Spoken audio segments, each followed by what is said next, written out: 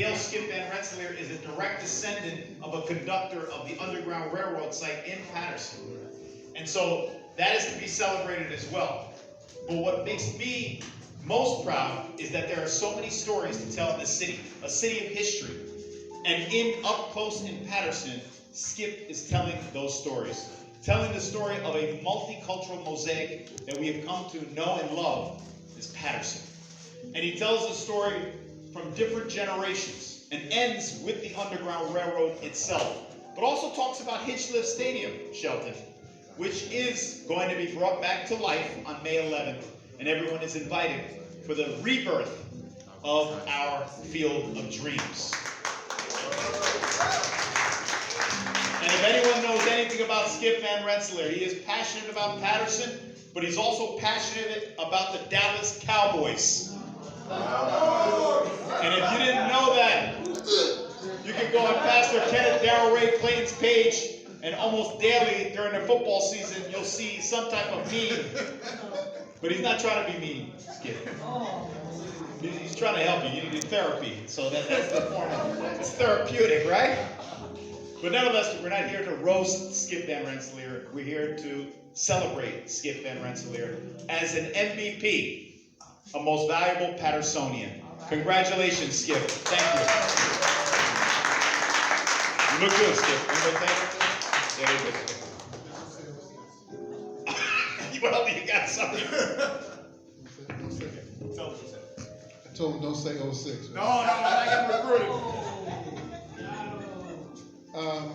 I would just like to introduce a couple more people who are in the book. Maestro personified, Mr. Scott Cumberbatch, is in the book. And we've talked about the different stories, but I really encourage you, if you want to wait till the end, there's about 3 or 4 pages of serious historical facts about Paterson. And I owe that to my historian, Mr. Jimmy Richardson. Jimmy!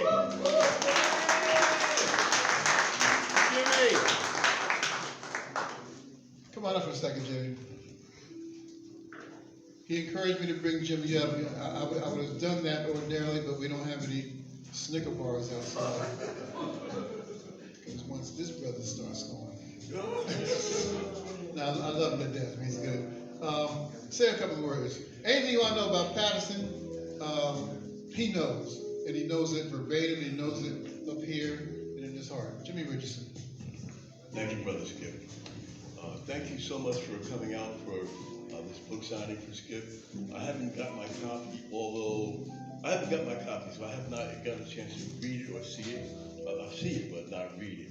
I want to say that I was really inspired by Skip's ability to pull so many people together from so many different backgrounds.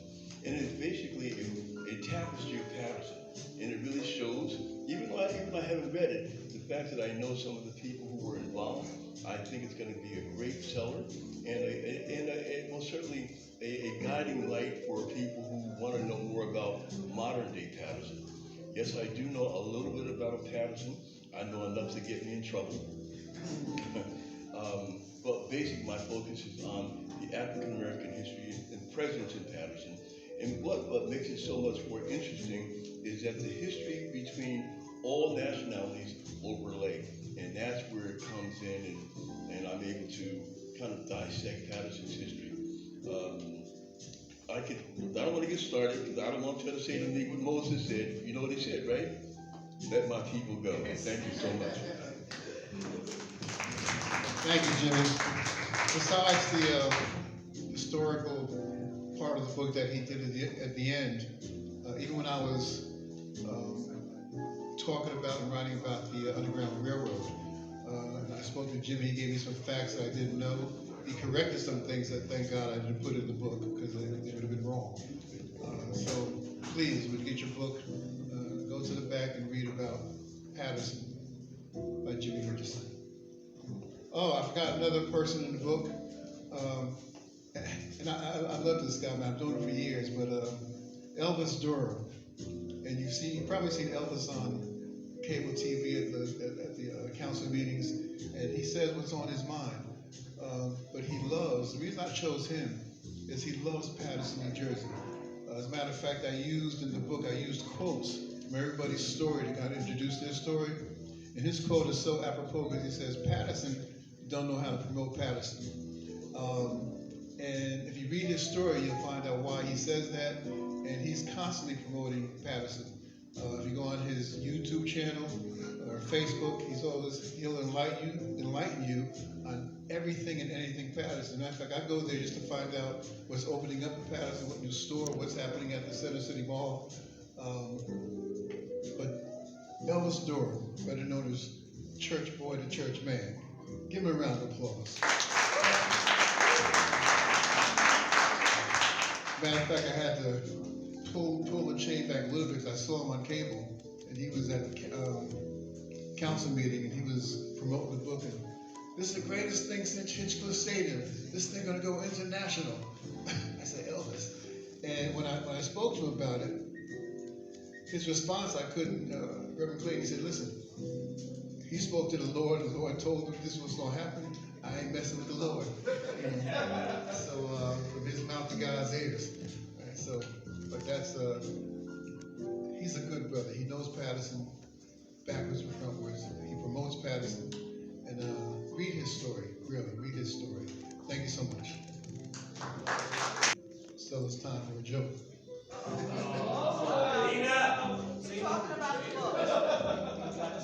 So, a wife was standing in front of the mirror. I think I told this to my frat brothers. She was looking at herself, and she wasn't liking what she saw. Thinning hair, breast got sagging, varicose veins, little pop stomach. She started crying. Her husband's over there reading the newspaper.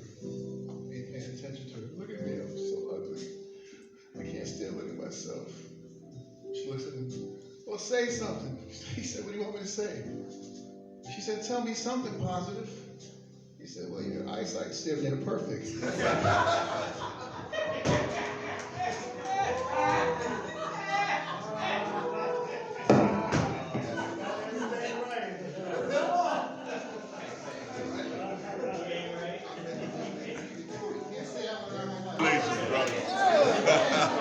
I'm sorry I didn't RSVP. I wasn't sure if I was going to be able to do it. So I'm glad I'm here. Glad to see you, man. Good to see you, man. Number 2, huh? Number 2, man. All right, all right. You going to sign one for me? Yeah, go see Durham. Pay him.